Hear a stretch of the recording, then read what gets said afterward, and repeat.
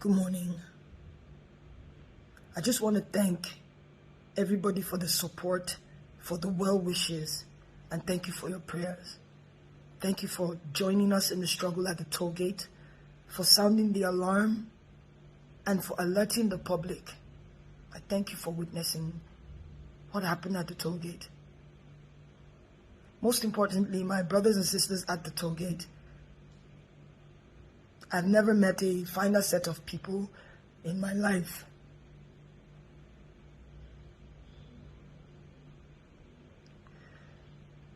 I'm sorry I haven't said anything in a couple of days. I didn't realize I'd sustained some injuries, and I had to get treated for that. I especially want to thank a few people who, at the risk of their own safety, came out to get me as my own life was being threatened. My life was being threatened for speaking up, and thank you Obi, thank you Big N, thank you Jimmy. Thank you so much.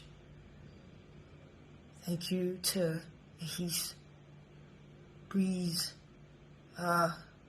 Richard. Thank you, Mr. P. Thank you all for getting me out safely.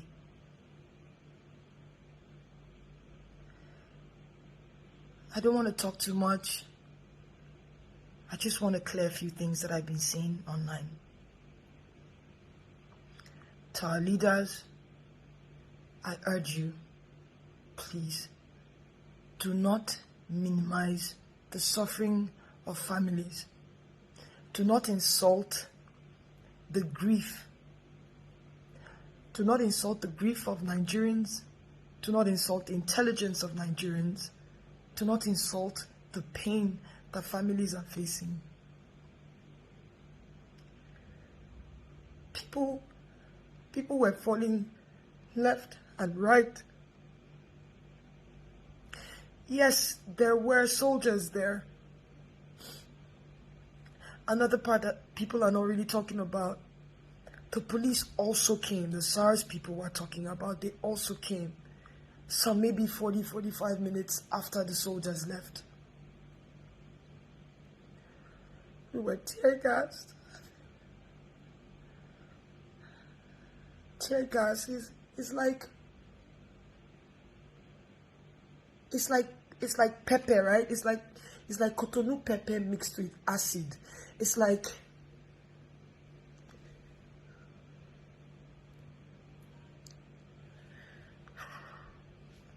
we were running. This our, what they call it, our coconut hair generation. We would run, we would come back, we would run, and the only thing we fought with was our flags.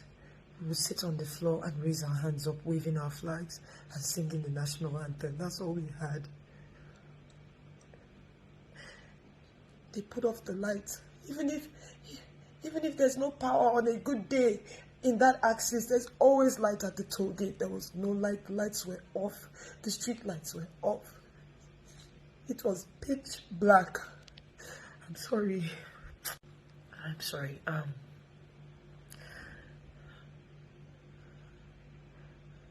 A boy jumped on me and was shouting, "Cover her, cover her." I didn't even understand why he did that. They shot that boy on my back.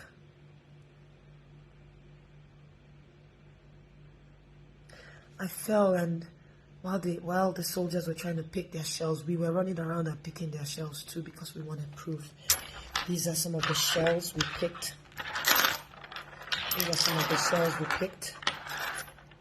This one I call my own because this landed right next to my ear. This one was one we took out from someone's lap.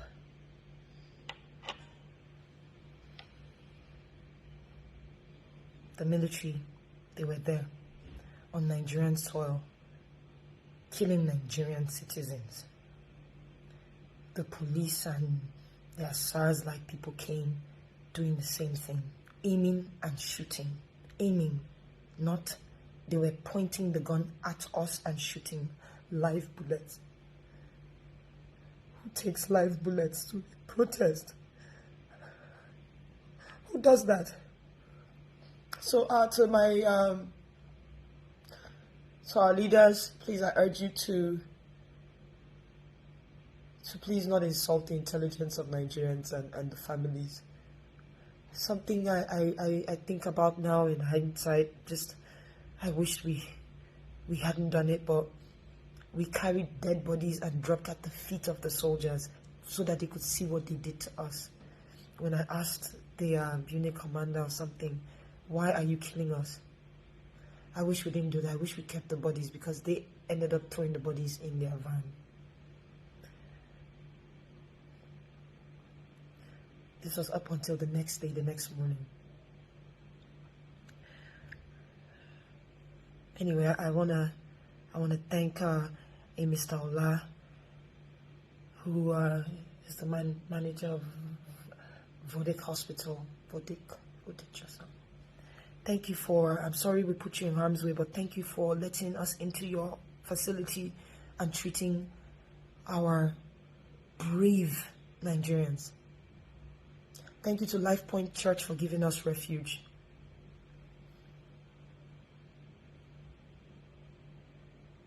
I also want to plead to the people opening fake accounts with my name.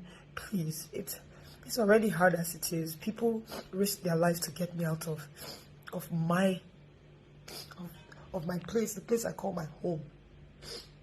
Please, stop saying things you don't know. I understand things are hard. I understand things are difficult. This era of social media, you wanna get followership that can help you also make some money. I understand. But at least copy the truth and put. That's all I'm asking. Please. I never said 78 people died. I don't know that.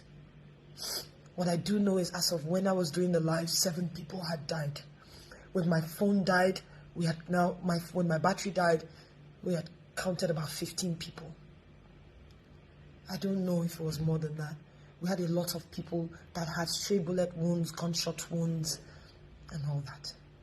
78 people, I don't know where you got that information from. I saw another one that said my cousin died. That's not true. Please, I will do my best to put my... I'm not very active on a lot of my pages, but I'll do my best to put all my handles in the caption so that you know which one is real. So if you open the page, you want to use my name, no, Yawa, just say the truth, please. You're putting more people in trouble, please. When you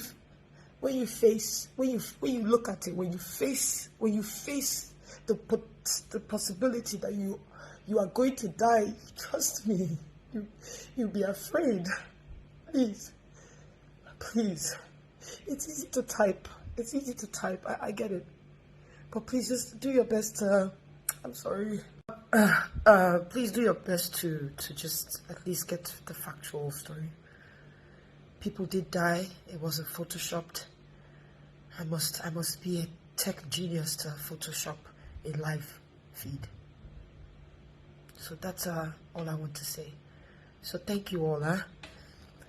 We must continue to move. We must continue. If we stop, I fear it'll probably be the next 60 years before we talk about this again. We must continue, but we must continue peacefully. I condemn any sort of violence. I condemn the burning of buses and people's livelihood. See, let me say something to you. You may not know, but you might be burning your fellow brother or sister's workshop, but one of them that were in that protest as well.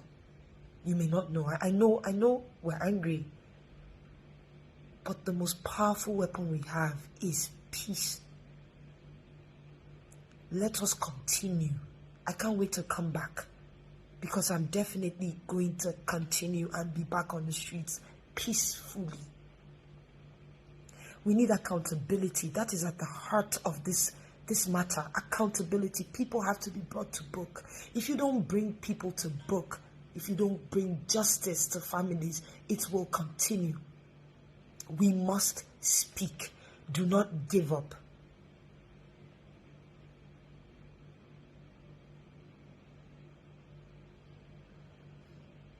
Don't give up.